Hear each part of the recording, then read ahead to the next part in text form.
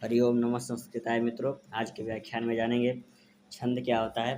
कई बार हमारे परीक्षाओं में पूछ देता है कि छंद छंद बताइए, छंद क्या होता है, छंद कितने प्रकार के होता है। तो इसके बारे में जानने के लिए हम आगे वीडियो में देखेंगे कि छंद होता क्या है, छंद का परिभाषा क्या है, छंद के आचार्य कौन हैं, छंद कितने प्रकार का होता है और कौन से छंद होते हैं, इसके बारे में हम वीडियो में जानेंगे। तो देखेंगे छंद छंद पद। छंद का अर्थ होता है पद्य। जैसे कोई श्लोक होता है, मान लीजिए जैसे कोई भी श्लोक, वागर्था संपृक्त वागर्था प्रतिपक्त है इत्यादि, उसे ही छंद कहते हैं। तो छंद होता का शाब्दिक अर्थ है पद्य।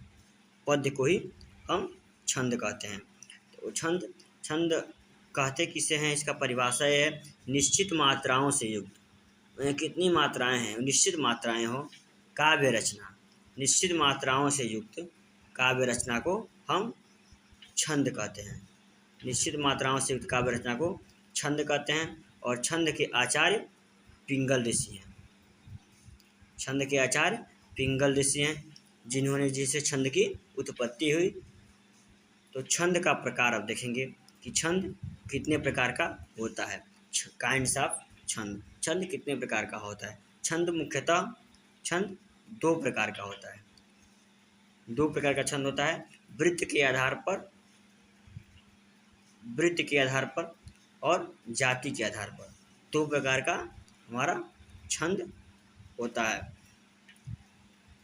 तो आप आगे देखेंगे कि वृत्त के आधार पर छंद, वृत्त के आधार पर छंद किस प्रकार का होता है। वृत्त का अर्थ होता है वर्णों की गिनती। जैसे मान लीजिए हमारा कोई श्लोक है, जैसे मान लीजिए श्लोक है हमारा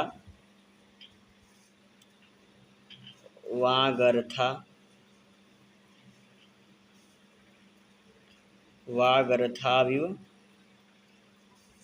संपृक्तौ। ये हमारे रघुवंश महाकाव्य के प्रथम सर्ग का प्रथम श्लोक है, वागर्थाविव संपृक्तौ। तो इसमें कितने मात्राएं हैं, जैसे इसमें इसको गिनती के हिसाब से कितने मात्राएं हैं उसके हिसाब से ये होता है वर्णिक छंद, कि वर्णों की गिनती की जाए। जैसे वागर्था विव संपृक्तौ में कितने वर्ण है उसमें, वर्णों के आधार पर। और एक होता है हमारा जाति के आधार पर। तो जाति के भी आधार पर, जाति यानी मात्राओं के आधार पर कितनी मात्राएं हैं, मात्राओं के आधार पर हम मात्रिक छंद कहते हैं। जैसे मात्राएं आगे देखेंगे कि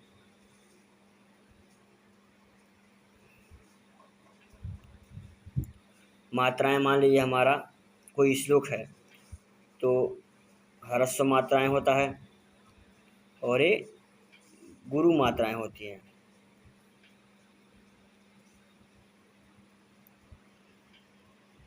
ये लघु मात्राएं होती हैं, गुरु मात्राएं होती हैं। तो इन मात्राओं का, जैसे जो दीर्घ वर्ण होता है उन्हें गुरु मात्राएं कहते हैं, दो मात्री होते हैं, और ये एक मात्री होते हैं। इन्हीं गिनती के आधार पर हम उसे मातृ छंद कहते हैं। जैसे मान लीजिए हमारा कोई शब्द है, जैसे राम। राम हमारा शब्द है, तो राम में देखेंगे कि जो र में आ है वो दीर्घ है। तो दीर्घ के लिए यहाँ पर बताए हैं कि जो दीर्घ के लिए मात्रा होता है द्विमात्री, और हरस अ है। तो ये तीन मात्री हैं, यहाँ पर तीन मात्राएं यहाँ पर गिनती होगा। आगे बताए जाएंगे कि कौन कौन से शब्द हमारे ह्रस्व हैं, कौन कौन से दीर्घ हैं और कितनी मात्राएं इनका होगा। आगे हम आगे की वीडियो में जानेंगे। हम इतना जान चुके प्रकार कि कितने प्रकार का हमारा होता है। वृत्त के आधार पर, जाति के आधार पर, मात्राओं की गिनती और वर्णों की गिनती तो वृत्त के आधार पर उसे कहेंगे, और मात्राओं की गिनती तो जाति के आधार पर हम कहेंगे। अब किसे कहते हैं, तो वृत्त के आधार पर उसे वर्णिक छंद, जाति के आधार पर उसे मातृ छंद। धन्यवाद। अब मात्राओं के हम नियम के बारे में जानेंगे कि मात्राओं के नियम, कैसे मात्राएं लगते हैं, कौन से लघु मात्रा हैं, कौन से गुरु मात्रा हैं, गुरु अर्थात दीर्घ, कौन से दीर्घ मात्रा हैं। तो हम देखेंगे कि लघु मात्रा, लघु मात्रा यानी कि ह्रस्व मात्रा। लघु मतलब क्या होता है? लघु मतलब होता है हमारा छोटा, छोटा यानी ह्रस्व, लघु ह्रस्व। और ह्रस्व में कौन कौन से वर्ण आते हैं? अ, ई, उ, री, लृ। ये यहाँ पर भी मात्राएं होंगी। जैसे जैसे मान लीजिए हमारा शब्द है, मूल रामायण का प्रथम श्लोक, तपः। तपः जो अ है, त का अ है, यहाँ पर ह्रस्व मात्रा है, तो इसके लिए ए चिन्ह प्रयोग होगा। जैसे मान लीजिए हमारा शब्द है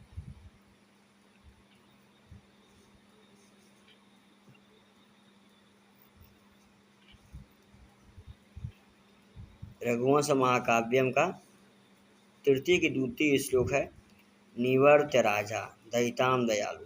तो 9 में जो ई है, इसके लिए ह्रस्व मात्रा प्रयोग होगा, इसके लिए ह्रस्व मात्रा प्रयोग होगा। यहाँ पर 2 शब्द हैं, तो यहाँ पर दीर्घ मात्रा का प्रयोग होगा। इसके लिए चिन्ह है ह्रस्व मात्रा के लिए ह्रस्व का चिन्ह है। तो आगे देखेंगे कि गुरु मात्रा। गुरु मात्रा किसे कहते हैं? गुरु मात्रा मत दीर्घ मात्रा, दीर्घकालिक, जिनका उच्चारण में ह्रस्व का दूना समय लगता है, उसे गुरु मात्रा कहते हैं। और गुरु मात्रा को हम दीर्घ मात्रा भी, दीर्घ मात्री भी कहते हैं। तो इसके लिए चिन्ह होता है, गुरु मात्रा का चिन्ह होता है